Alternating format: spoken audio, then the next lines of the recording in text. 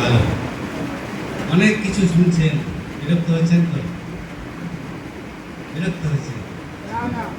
আমাদের একটু গল্প, আমাদের পরিচালক মহাশয় কিন্তু ভালো ভালো গল্প বলেন, কিন্তু প্রসঙ্গ করবে। মুক্তার সাহেব একটু আগে বলছিলেন 2 আর 2 4 পারে না। আমরা ভাবি কি জানিস, ওর লেভেলে গিয়ে দেখেন ওর 2 আর 2 4টা ওর কাছে কতটা ভারী। 2-3 দিন আগে ফেসবুকে দেখছিলাম, সবাই তো আমরা দেখি, অনেকে হয়তো দেখে এসে একটা মা বাচ্চাকে নিয়ে বসে আছে, বলছে 2 থেকে 2 মাইনাস করলে কত হয়? 5 হয়। 5 হয়। 2 আর 2 থেকে 2 বাদ দিলে কত থাকে? 5 থাকে। আবার মা চিৎকার করছে, ঠিক আছে তোকে আমি বুঝিয়ে বলছি, তোকে দুটো রুটি খেতে দিলাম, তো দুটো রুটি খেয়ে নিলি, কি থাকলো বাকি? সবজি। ও ওর সেন্স থেকে ঠিক বলছে, ওর কাছে ওটাই ভারী। আমরা ভাবছি আমাদের তরফ থেকে 2 এর 2 4 এটা কেন বলতে পারে না, 2 থেকে 2 মাইনাস করলে 0 হয় এটা কেন বলতে পারে না। ওর কাছে ওটা কতটা টাফ, বোর্ড লেভেলে না নিলে বুঝতে পারবে না। আপনি যখন আপনি পরীক্ষা দিবেন, আপনার লেভেলটা বুঝবেন, তখন বুঝতে পারবেন।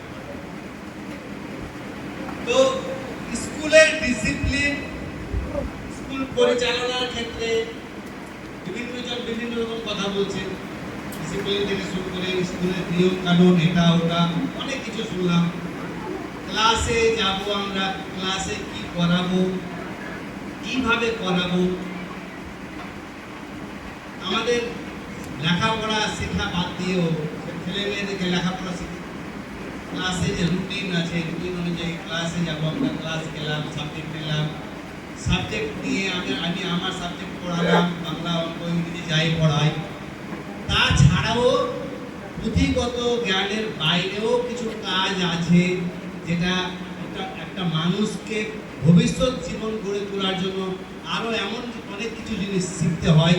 সেই শিক্ষাগুলো আমাদেরকে দিতে হবে, শুধু বই পড়িয়ে গেলে হবে না। তার সঙ্গে 5 মিনিট আপনি প্রয়োজন পড়লে 5 মিনিট সময় এক্সট্রা রাখবেন, তাদের মোটিভেট করার জন্য 5 মিনিট আলাদা কিছু গল্প শোনালেন, কথা বললেন, এই করলেন ওই করলেন। আমাদের স্কুলটাতে আমরা কিছুদিন থেকে চেষ্টা করছি যে ছেলে মেয়েরা যেন স্কুলে কোনো জিনিস নোংরা না ফেলে। নোংরা বলতে বাড়ি থেকে টিফিন নিয়ে আসে, টিফিনের প্যাকেটজাত খাবারটা খেলো, প্যাকেটটা ঘরেই ফেললো বা বাইরে ফেললো বা বারান্দায় ফেললো, যেখানে ফেললো। আমরা চেষ্টা করছি প্যাকেট খাবার বাড়ি থেকে নিয়ে আসবে না। এটা বাচ্চাদেরকে বারবার বোঝাতে হবে, ক্লাসে গিয়ে বলতে হবে। প্রয়োজন পড়লে আমাদেরকে করতে হবে কি, ব্যাগ চেক করতে হবে। আমি যদি 2 দিন যদি একটা ছেলের ব্যাগ চেক করে যদি খাবারটা নিয়ে নিই, বা খাবারটা যদি খুলে যদি ওকে আমি দিয়ে দিই যে টিফিন বক্স আছে, টিফিন বক্সে ঢোকাও, প্যাকেট নিয়ে আসতে হবে না। যদি ভুল করে প্যাকেট নিয়েও আসে, ওকে বলতে হবে কি প্যাকেটটা খেয়ে প্যাকেটটা ব্যাগে ঢোকাও, বাড়ি থেকেই খেতে হবে, বাড়ির ডাস্টবিনে ফেলতে হবে। স্কুলের ডাস্টবিন এটার জন্য নয়, হবে না। স্কুল পরিষ্কার পরিচ্ছন্ন থাকবে না। যদি একটা বাচ্চা যদি ক্লাসে গেলাম, আমাদের পড়ানো বাদ দিয়ে আমি যেটা বলছিলাম যে আরও আমাদের কিছু কাজ আছে। ক্লাসে গেলাম, ক্লাসে একবার ঘুরে দেখলাম কোথায় কি পড়ে আছে, একবার শুধু চোখে মারলাম, কোনো বেঞ্চের নিচে কাগজ পড়ে আছে, জিজ্ঞেস তো করতে পারবো আমরা, এই তোমার পায়ের নিচে কাগজগুলো পড়ে আছে, কে ফেলেছে? ভয়ে বলবে না, কিন্তু ওরাই তো ফেলেছে। কে ফেলেছে বলো, আধার তুলো, কে ফেলেছে? যে ফেলেছে সেই তুলবে। এবার যদি 4 জনকে তুলতে বলা হয়, তাহলে ওদের 4 জনের মধ্যে ওরাই বলবে না আমি ফেলিনি, ও ফেলেছে। স্কুলের ডাস্টবিনে ফেলে এখানে ফেলতে হয় না। এই শিক্ষাগুলো আমরা যদি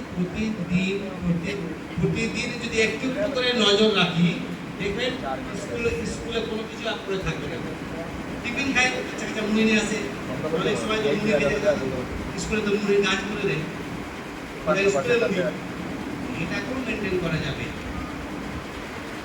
বোঝাতে হবে যে যখন এই জিনিসটা মুড়ি তখন খাবে, তুমি তো মুড়িটা পড়ে যেতে পারে, হাঁটতে হাঁটতে খেও না, দৌড়তে দৌড়তে খেও না, কোথাও গিয়ে বসে খাও, ক্লাসে বসে খাও, বাইরে বসে খাও, কিন্তু না পড়ে